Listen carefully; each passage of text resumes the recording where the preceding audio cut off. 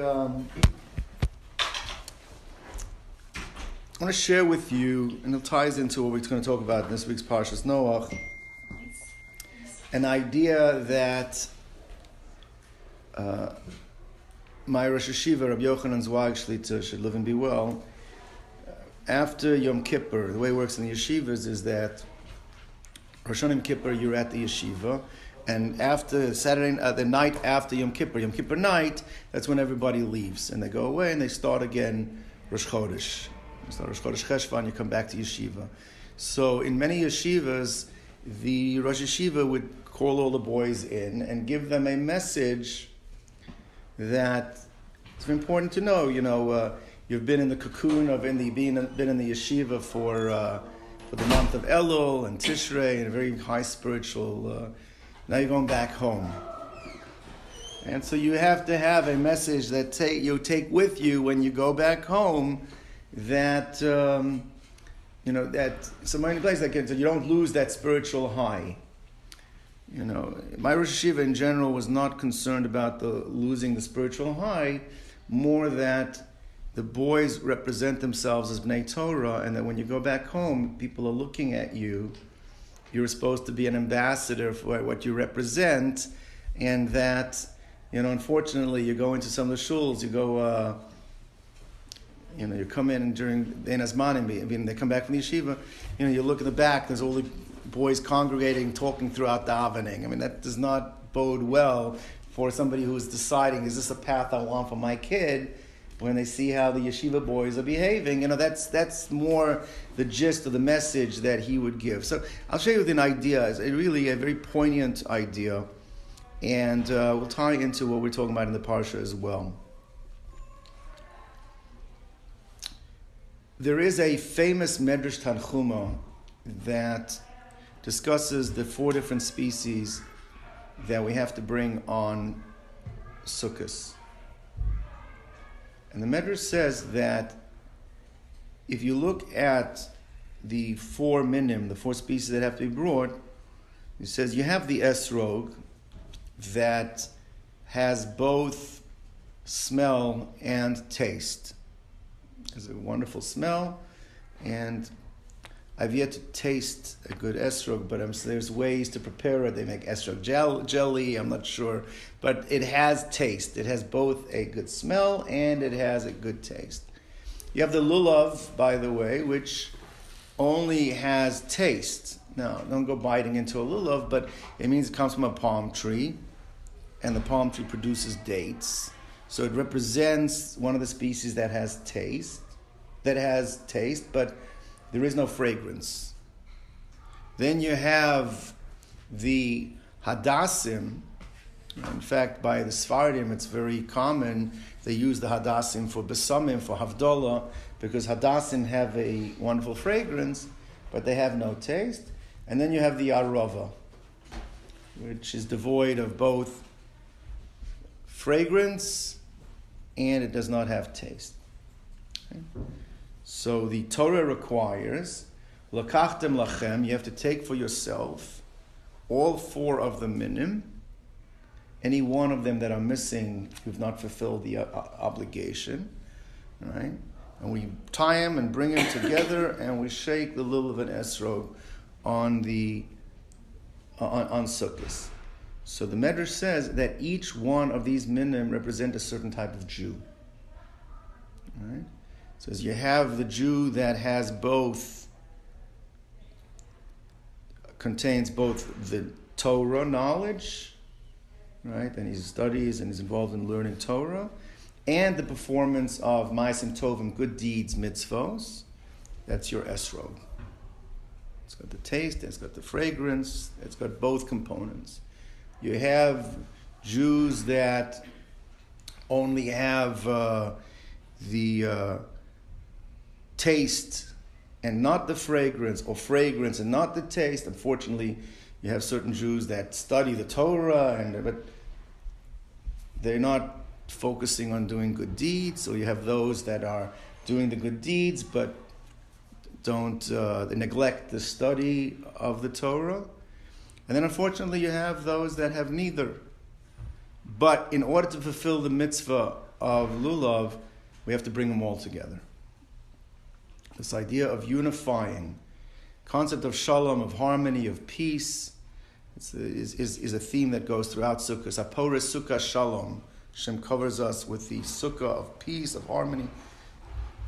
We need to include, everyone has to be, it's an inclusive religion. Everyone has to be included in order for us to be able to come together to get the blessing of peace from Hashem. That's the message. Beautiful, beautiful message that is mentioned. It starts even with from Yom Kippur. When Yom Kippur starts, when you call Nidre, we say, Anu matirim lispala im avaryanim, that we make a statement that even those that have been censured and cast out of the community, the sinners, we have to include them when we start Yom Kippur. So really it goes through, culminating with Sukkot, this idea, everybody has to be included. Wonderful. So the question my Rosh Hashanah asked, an unbelievable seemed contradiction. There is a Gemara in Masechah Shabbos, and also it's in Moed Katan, that discusses the requirement of Kriya. Kriya is that, lo aleinu, should not be on any of us, but the person that is faced with the death of one of the close relatives, 7 relatives, father, mother, brother, sister, son, daughter, wife, spouse, they have an obligation to do Kriya, that's to tear their clothes. It's part of an expression of their grief, and I saw in some circles today they don't want to tear the clothes. They have like a little black ribbon. They stick in it. I think that's missing the point. The idea is that we're supposed to be tearing the clothes, supposed to be an expression of a person's grief. Right? But the Medrash, the Gemara says something unbelievable. The Gemara says that if a person happens to be at the time of Yetzias Neshama, at the moment when the soul leaves the body, if any Jew is present at another Jew's passing, they have to do Kriya, even if they're not related. It's unbelievable, any Jew. So I saw that the modern day poskim discussed today that maybe it's not common that we do it, because, especially for doctors or people, it says that it would actually try.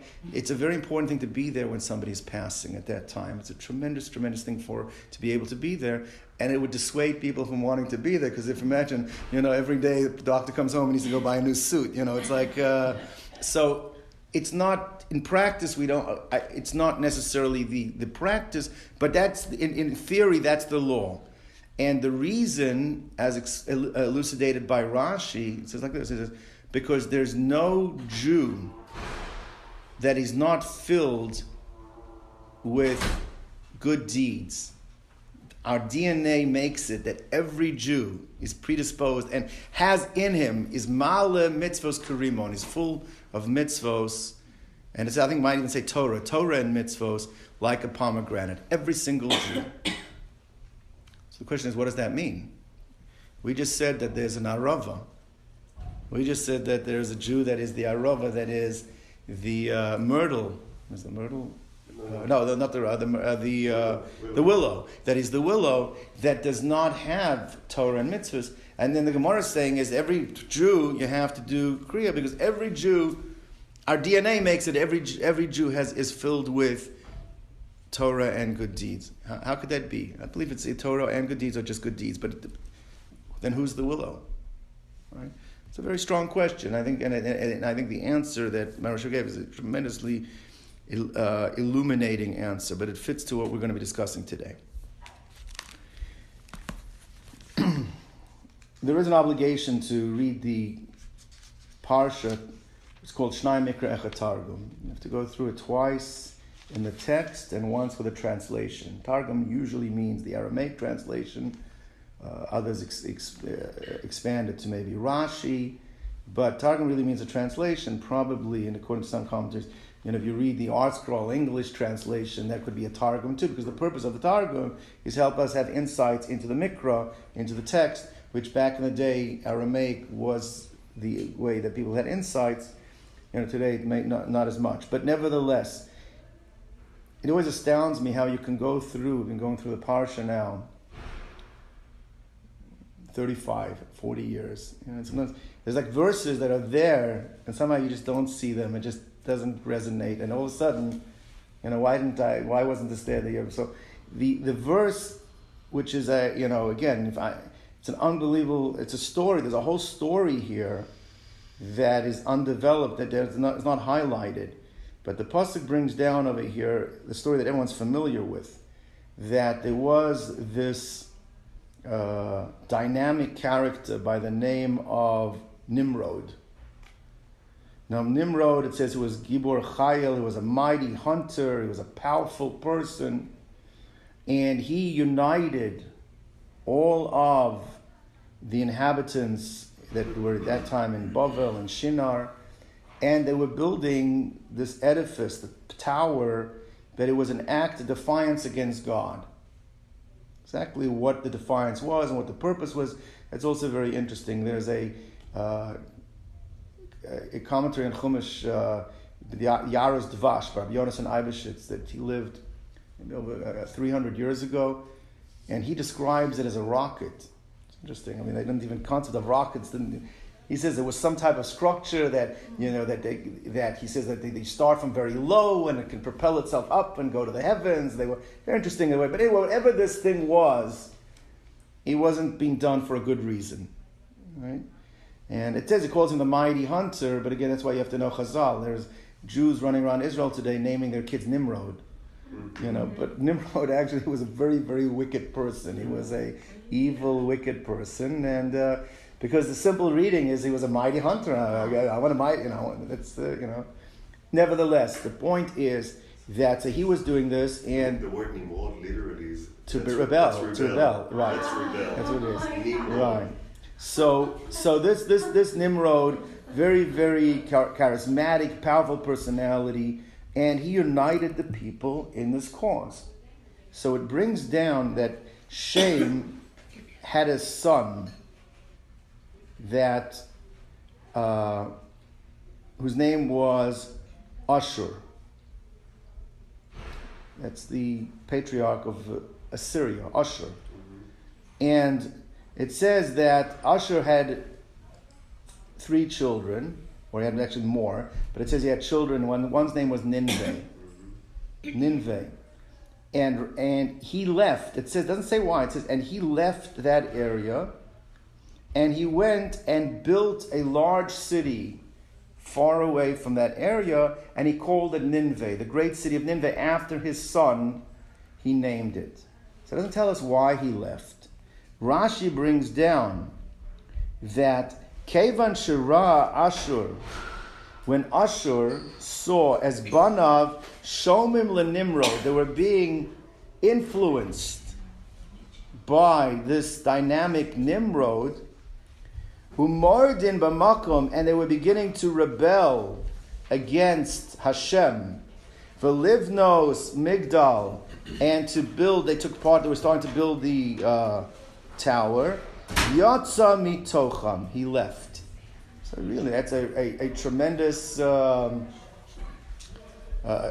would seem to be a very laudatory, praiseworthy motivation that this Ashur does not want his kids influenced by the negative influences of the place, and he went and he built for himself this great city of Nineveh. Right?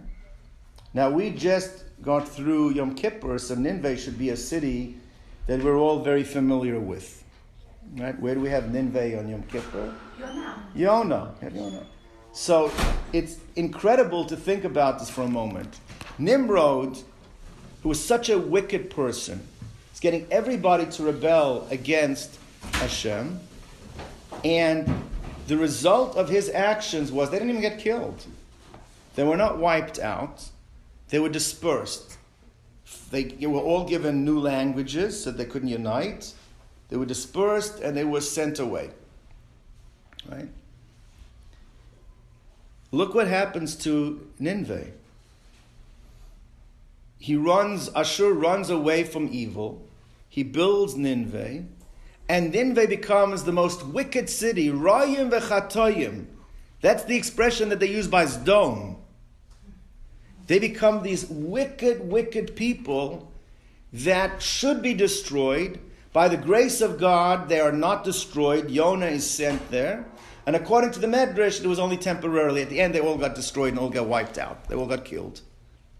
So it's hard to understand how you have something that's built with such wonderful motivation, and the basis is would seem to be such a praiseworthy idea to get away from evil, and yet the result of the people that are getting away is even worse than those that they're getting away from.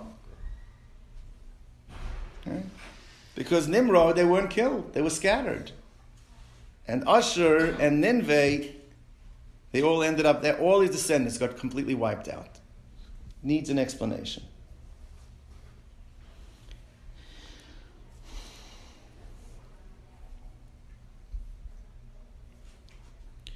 Spoken about this a few times, but I think it's very important to really speak about this many, many times, and then just bring it down to on our own levels in terms of how we're raising our own children.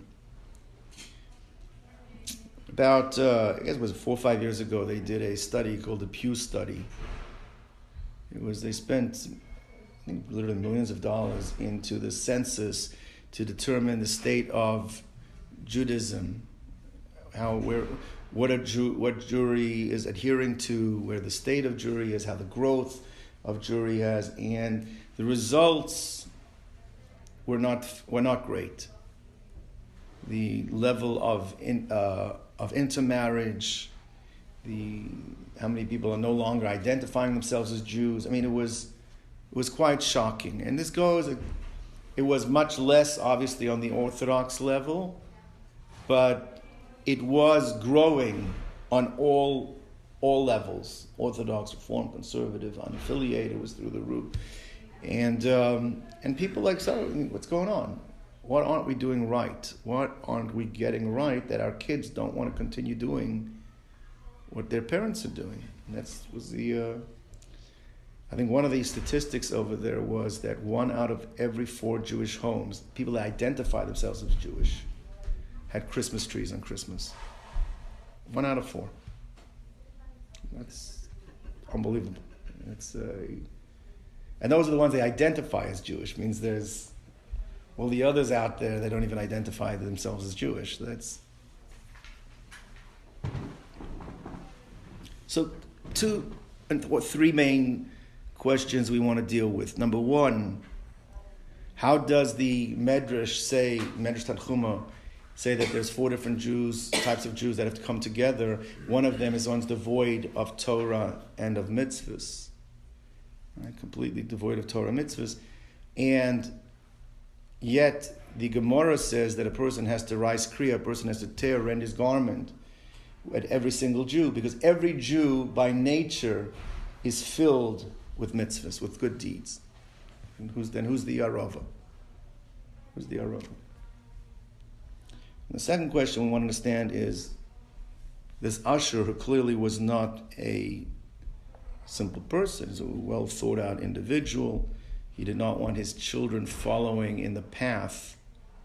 Right? He was the son of Shem. I mean, Shem we're talking about, we come from Shem. He obviously saw things in his father's home, and he was not wanting to be impacted. He wanted to protect his kids. And he goes and builds Nineveh, moves in, all his family relocates to Nineveh, and they get a worse punishment than it became worse there than where he was running away from. And the last thing we understand is that, according to the Pew Study, somehow the message we're giving is not working. What's there? So, I think the key to understanding this is really a comment that's made by one of the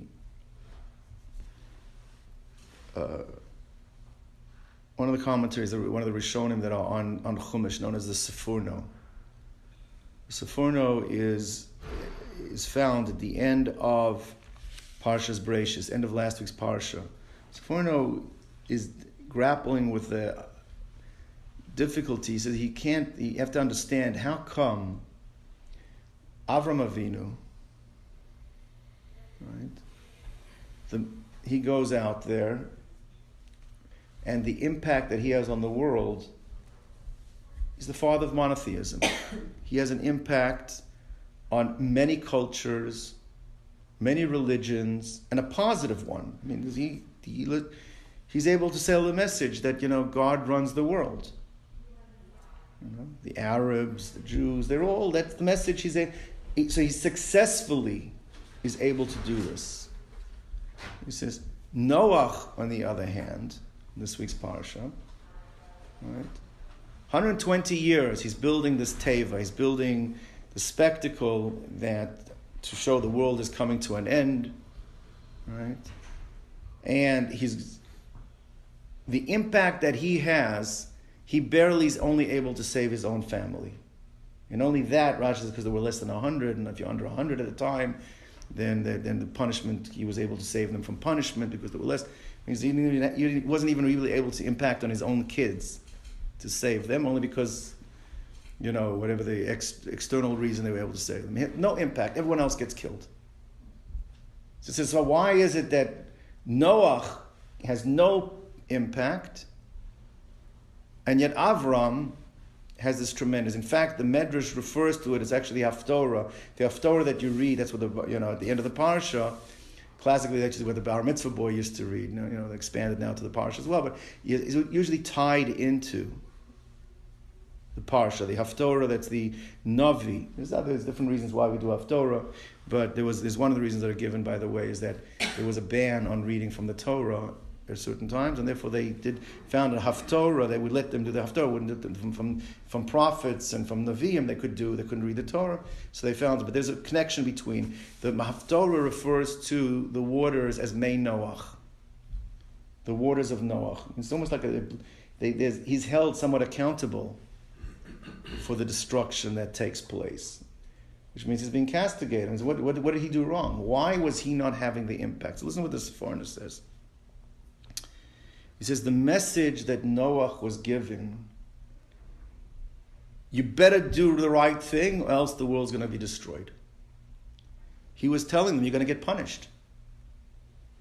So he says that message is a very negative message. Is that doesn't resonate. When you keep telling people they're doing the wrong thing, that doesn't make them do the right thing.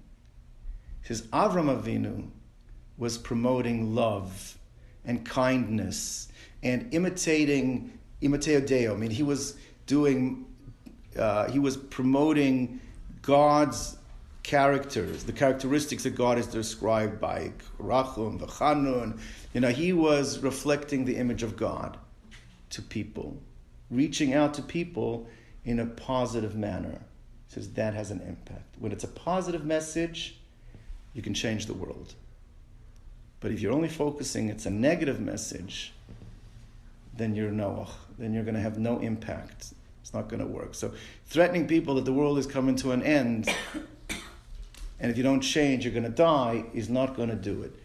It has to be that emulating the midos, the character of HaKadosh Baruch Hu, and the positive, the reaching out, is going to have that impact. That's going to be the positive impact that's going to make a difference.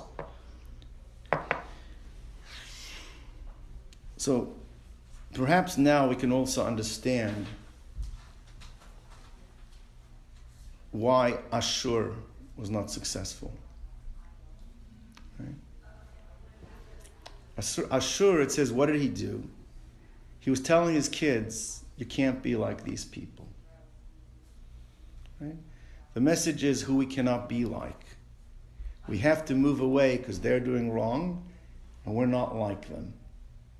So that's also a negative message. That message is not a message that's going to resonate. Saying what we can't be like is negative. The message has to be is what's special about who we are. What is positive about what we do, not what we cannot do, what cannot be like. When it's a negative message of we can't be like, that's not successful. I've seen myself in all my years of education, have certain families, that are religious families, but the message they give to the kids, you can't play with this one, you can't be like that one, you can't associate with that one. what happens, unfortunately, and I've seen this, sometimes those kids end up turning out worse than the kids that you're trying to keep them away from. Because there can't be a negative message. The message has to be what is special about what we do. What does Shabbos mean to our kids? Does Shabbos mean to our kids what we're not allowed to do? You can't turn on the TV, you can't use your iPhone, you can't play Xbox, you can't. Is that what Shabbos is? If Shabbos is all about what you can't do, how do you expect the kids to embrace Shabbos? Shabbos has to be about the beauty of Shabbos. Are we giving over the message of what the beauty of Shabbos is? You want them to embrace it. It has to be given over in a way showing the beauty, not what you can't do. It has to be the positive, not it has to be why you have to show your kid why you want to do it, not why you don't want to do it. It's the famous comment from Rabbi Moshe Feinstein. Moshe Feinstein points out that the majority of Jews that came from Europe, from Eastern Europe, they were all from Jews. Next generation, completely off the rails, completely off the track. And he said, they came to a country, they were working people. You worked 6 days a week, comes Shabbos, you don't go back to work, you lose your job. So that their generation, many of them succumbed, unfortunately, but many of them, no, we don't work. They would lose their job. But the message they gave their children, because of the situation they were in, was what it says in Yiddish, is schwer zu sein a Yid, how difficult it is to be a Jew. He says that can't be a message children are going to pick up. They don't want difficulty. He says the message has to be, is gut zu sein a Yid, how good it is to be a Jew. What is the message we're giving on? Is the difficulties of the beauty of what the religion is all about. So Usher did an unbelievable thing. I'll give you how high level Usher is. The Torah today is written with an alphabet which is known as Ksav Ashuris. It's the alphabet, the Assyrian alphabet. The original Hebrew, you see it on old coins, does not look like the alphabet. So we're using the alphabet of Assyria to write the Sefer Torah. And that can't be just a fluke, a coincidence. He was talking about a great person. But the message that was given over, don't be like that person. Don't be like that person doesn't work. Why it's what is special about what you have? What is unique about what you have? That's the only thing. That's what works. Create that. So just to go back to the first question we had. This is what my Rosh Hashiva used to say. He says like this, it's very interesting that you're talking about the Dalet Minim, the 4 Minim, and it's comparing it to fragrance and taste, to Torah and mitzvahs. So he said like this, he said that, it's an interesting comparison. He says what's unique about fragrance and taste is enticing. You smell something good, I want to eat it. Something tastes good, you want to partake. He says like this, he says, that's really what the Medrash is saying, and that answers up the question with the Gemara. He says, the type is a quality of Torah and a quality of mitzvahs that's focusing on. That the quality of Torah and the quality of mitzvahs have to be of a nature that the person who is doing them, you want to be like that person. You want to do what that person's doing. Not every person that's doing Torah and mitzvahs we identify with, and sometimes I want nothing to do with that person. He says, we all think we're in yeshiva, we learn, we do mitzvos. We all think we're the esrog. He says, we might be the arova. He says, well, you guys, we might be arovas. Why? Because the quality of what we're doing, unless somebody sees what we're doing, the Torah we're learning and the mitzvahs we're doing, is not going to attract them to want to do it. But in fact, Rahman al-Islam, it repels them. Then you are not the esrog, you're the arava. So, and he said, you're going back to your cities now, wherever they are. Make sure that the way you conduct yourselves and behave yourselves, that people are going to say, I want my kids to be like that person. I want to be like that person. If they don't want to be, then you're not the esrog, then you're the arava. So it's true. Every Jew has in their DNA that they predisposed to doing good deeds. And every Jew is full of good deeds.